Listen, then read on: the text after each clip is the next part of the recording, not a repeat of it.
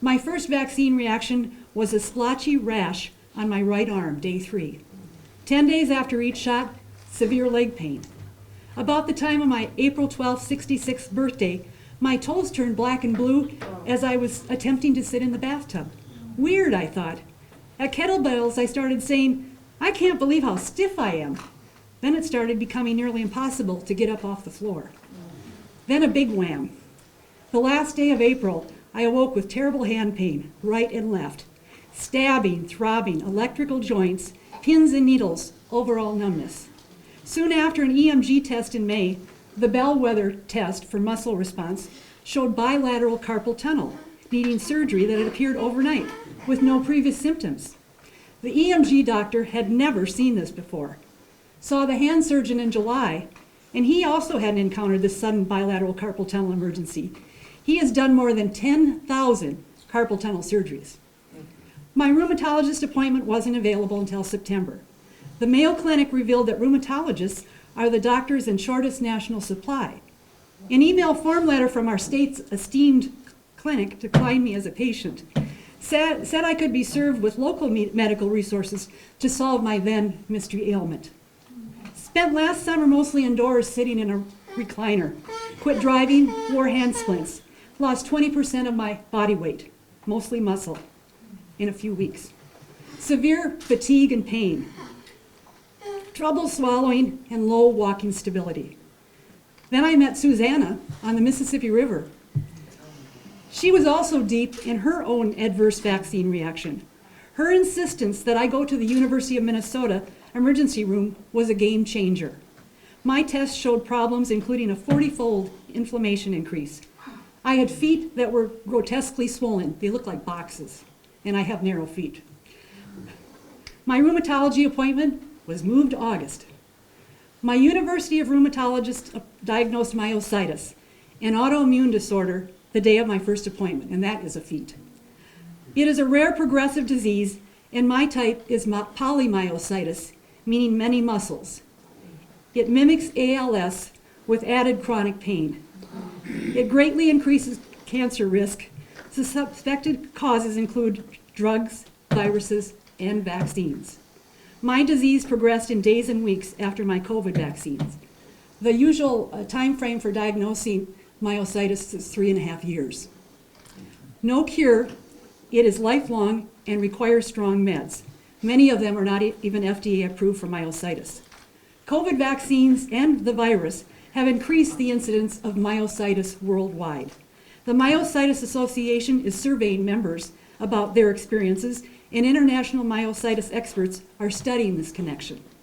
I now have a cane, a walker, and a Minnesota handicap tag. Muscles throughout my body are withering away. No meds have yet worked to contain my condition.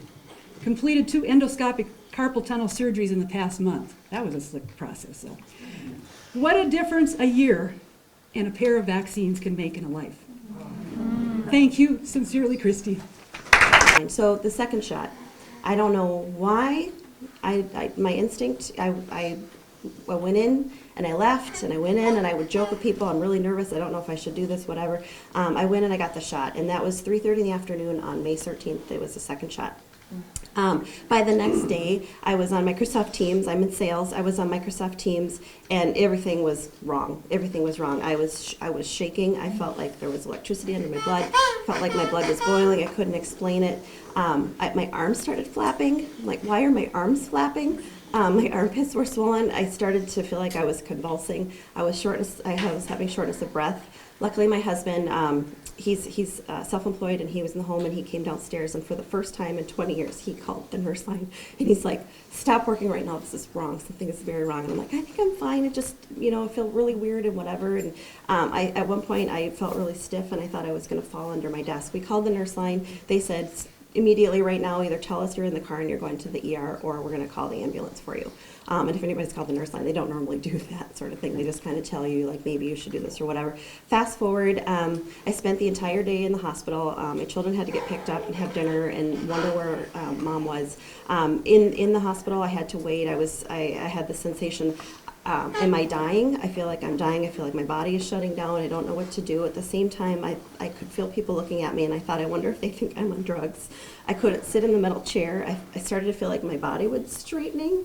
It was the strangest thing, and I thought, is this what rigor mortis feels like? And it was really a bad experience. I won't get into it. It's not useful. But I did go into the hospital. I ECG, EKG, all the things. I was there for several hours. They said, obviously something is wrong, but you're coming up with like normal. Some things are normal, some things are not normal. Obviously something's wrong, this is bad. And they, at one point they said, and I was like, what is with the arm flapping? I feel like I have restless leg, but it's my arms. And they said, in the hospital, and this is reminiscent of the entire experiences, we are seeing people having these experiences, and they're having restlessness specifically, was said, like they have the virus, right?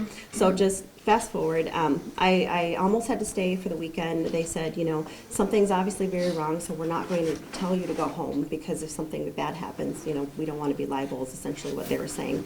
But I was very uncomfortable. I was cold. I was worried about my children. What are my children thinking? At the time, they were 4 and 6, I want to say. They're 5 and 7 now. So they let me go home, and I followed up with a cardiologist, and essentially, event monitors, if any knows telemetry, wearable monitors, things like that. I had to go through all of that. We had to explain to my daughter that mommy had butterflies in her chest, and we were counting the butterflies because it was terrifying to them. We had to tell them what was happening because we don't lie to our children, but also kind of protect them. So mommy had butterflies in her chest, and that was a butterfly counter. So, but it did turn out that I have a new irregular heartbeat. I have irregular heart rhythms. I have the PBC. And when my cardiologist heard that my maternal grandfather and grandmother both died of congestive heart failure, and my paternal grandfather has it and is alive at 96. Her mouth dropped for the first two, and then in conversation, she was relieved that my 96-year-old grandfather was still alive, and that the only reason what had caused my other grandparents was an accident with a crane. My grandfather built the Minneapolis Convention Center on the Lowry Bridge in the 40s or 50s or whatever, but when he was 41, he was hit by a crane. He was protecting one of his employees who was in the wrong spot, and he was hit by a crane and went into a trench, and he got congestive heart failure. And he died 20 years later because you don't live that long with it. And then my grandmother had diabetes and didn't get it until later. So I promised I would keep it short. So there's a lot of unknowns. I had shortness of breath. I did have myocarditis. Essentially, the swelling under my arms was so huge that it was like softballs, and it lasted for a long time. There was no swimsuit season for me last year, but I also sadly was trying to learn to play hockey. I was a figure skater. I was trying to learn hockey with my children, and I had to completely skip the lessons that we signed up for. I fainted at a hockey practice with my children, had a lot of embarrassing moments, and just a hard time keeping up with my career and a hard time keeping up with my family.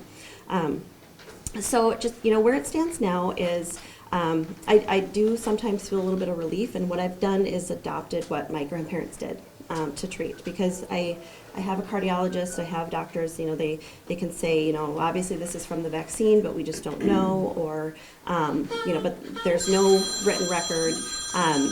They're very uncomfortable saying that this is vaccine related, and there's no knowledge. They don't know exactly what to do. But in 2021, July and August were extremely busy. In fact, we were taking patients in a suburban hospital all the way from Bemidji because every single hospital in the metro was full this past July and August. And it was not COVID. There were almost 0 cases of COVID. What changed? What changed last year that made these hospitals full all the time now? What could have it possibly have been? And to ask myself and to want to ask these doctors, could this be a vaccine injury? These clots, this bleeding? You could not do it. You absolutely cannot debate science in these hospitals anymore. That is what I experienced. And if I would have asked those questions, I would have been ostracized even worse. And I will leave you with this. I resigned in September, and my last day of work, I asked the doctor what his thoughts were regarding giving young men the vaccine who are at a higher risk of getting myocarditis from the vaccine than they are for even being hospitalized from COVID. And he said to me, I don't have the bandwidth. He would not engage me on that question. But within 2 hours, I was walked out of the hospital by my director and by security and they wouldn't even tell me why. In the end, they told me I was going rogue. So to ask a doctor what his thoughts are about the vaccine and these young men getting myocarditis is going rogue. What is happening in this country and in this world is insane, and people, please, need to wake up. On February 16, 2021, at 3:30 p.m., my life changed forever. It's even difficult for me to say those words without getting emotional, and if I could, in 2 seconds flat, I would go back and untake the one and only dose of Moderna that I had. I missed 3 days of work after my vaccine and had symptoms I can only describe as scary. Dizziness and head pressure after days of headaches, swollen lymph nodes, weird bruising, and rashes. I didn't go for my second dose as I was dizzy that day. The doctors I consulted didn't seem to know what to say. I had to go by my gut. There were no agencies to advise